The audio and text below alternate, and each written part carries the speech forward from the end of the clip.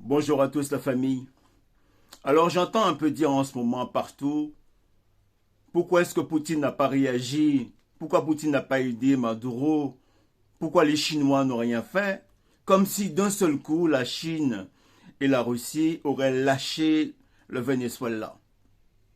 C'est incroyable. C'est incroyable. Alors la famille, vous savez très bien une chose. C'est que ce kidnapping de M. Maduro a été fait rapidement. A été fait même très rapidement en pleine nuit en fait. Donc la question qu'on pourrait se poser et qu'on doit se poser concernant ce kidnapping incroyable qui s'est opéré par un commando, c'est de nous poser la question, qu'a fait l'armée vénézuélienne? Y a-t-il eu des défaillances dans cette armée vénézuélienne et qui ont favorisé ce kidnapping? Et moi, ce que je pense, c'est qu'il y a certainement eu des défaillances dans cette armée. Il y a certainement eu aussi des complicités intérieures qui ont favorisé ce kidnapping et qui a fait qu'en final de compte, que les Américains sont arrivés assez facilement à enlever M. Maduro. Donc au lieu de vous poser la question à savoir, est-ce que la Russie et la Chine ont lâché le Venezuela, posez-vous plutôt la question, comment se fait-il qu'en si peu de temps, qu'une armée qu'un commando ait pu aussi facilement enlever un homme, sans que l'armée intérieure, qui est aussi puissante et organisée, ne puisse pas défendre son président? Voilà les questions auxquelles vous devriez vous poser, plutôt que de dire des stupidités. Oui, moi ce que je pense, c'est que l'armée vénézuélienne a eu des défaillances incroyables et qu'il y a eu certainement eu des complicités intérieures et qui ont favorisé cette intervention américaine. Deuxième niveau d'analyse, pourquoi est-ce que la Russie n'a rien fait, n'a pas bougé? Ça s'est fait rapidement. Mais le principal argument n'est pas là. Le principal argument, c'est de dire qu'une chose. C'est qu'en ce moment même, vous le savez tous, c'est que la Russie, en ce moment, est en train de faire la guerre face à l'Ukraine. Et ils n'ont pas complètement gagné. Donc quand on mène une guerre sur un front, l'erreur stratégique à ne jamais commettre, c'est de ne pas éparpiller vos troupes. Parce que quand vous éparpillez vos troupes, cela fait l'affaire de l'autre. Et Vladimir Poutine est un excellent stratagème, un véritable stratège de guerre. Et il sait très bien qu'il n'a pas à éparpiller ses troupes. Rappelez-vous, chers frères et sœurs, en 1944, quand les Américains ont débarqué en Normandie, leur priorité n'était pas de stagner à Paris, de stagner en France, ou à libérer toute la France, et que beaucoup de Français à l'époque n'avaient pas compris. Leur priorité était de foncer rapidement sur Berlin et même de tenter d'y arriver avant les soviétiques.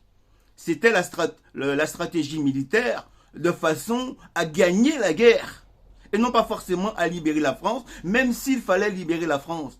Mais la priorité était de foncer rapidement sur Berlin et surtout ne pas commettre l'erreur stratégique à éparpiller vos troupes sur la France, ce qui aurait fait l'affaire des Allemands. Donc Poutine a très bien compris une chose aujourd'hui, c'est que l'erreur stratégique à ne jamais faire, c'est de ne pas éparpiller ses troupes, ce qui fera forcément l'affaire des Américains, de l'OTAN et de l'Europe qui justement veulent faire par tous les moyens affaiblir les troupes de la Russie. Troisième niveau d'analyse qui est très important à dire, c'est que vous savez, Donald Trump aujourd'hui, quoique en kidnappant Maduro, il est en situation de force. Mais ce que je pense, c'est que ce kidnapping a créé ce qu'on appelle une espèce de diversion. Aujourd'hui, tous les caméras sont braquées sur les États-Unis et le Venezuela, comme si d'un seul coup, avec ce kidnapping, les Américains seraient arrivés à inverser le cours des choses. Eh bien non, moi je dis que ça c'est une illusion, c'est une diversion.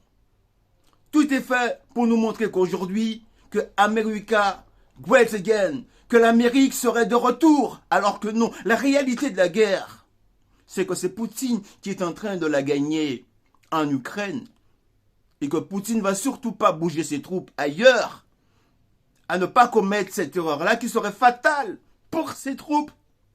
Donc Donald Trump aura beau jacter à gauche et à droite, cela ne va rien changer sous la réalité du front et que Poutine est en train de gagner la guerre en Ukraine. Voilà mes réalités, chers frères et sœurs. Et aussi concernant la Chine, pourquoi la Chine n'aurait pas bougé?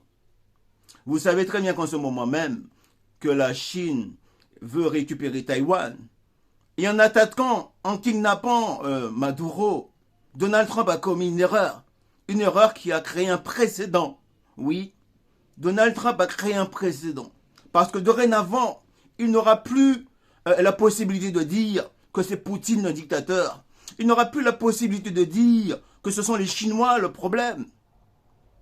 Parce qu'en kidnappant Maduro, aujourd'hui, Poutine aura toute la liberté d'agir en Ukraine, d'aller foncer jusqu'au fond de l'Ukraine, de sortir aussi peut-être sans doute de cette guerre d'opération spéciale et de mener la guerre à sa façon, sans que personne n'ait rien à lui dire, et peut-être d'envisager de kidnapper aussi l'autre là, comment il s'appelle là, Zelensky.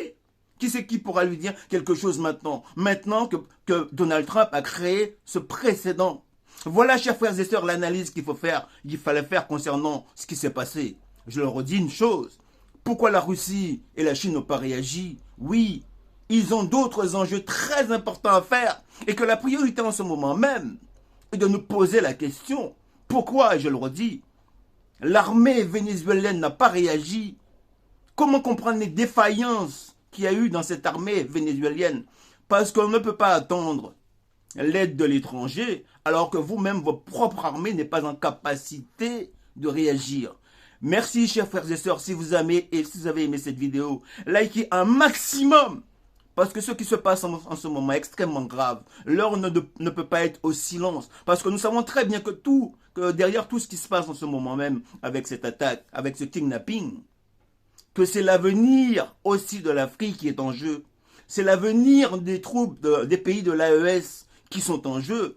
Parce que Donald Trump nous a lancé, comme vous le savez, un message implicite, incroyable, à nous dire que oui, dorénavant, il pourra aussi déstabiliser n'importe quel chef d'État d'Afrique, de l'AES, sans que personne n'ait rien à faire.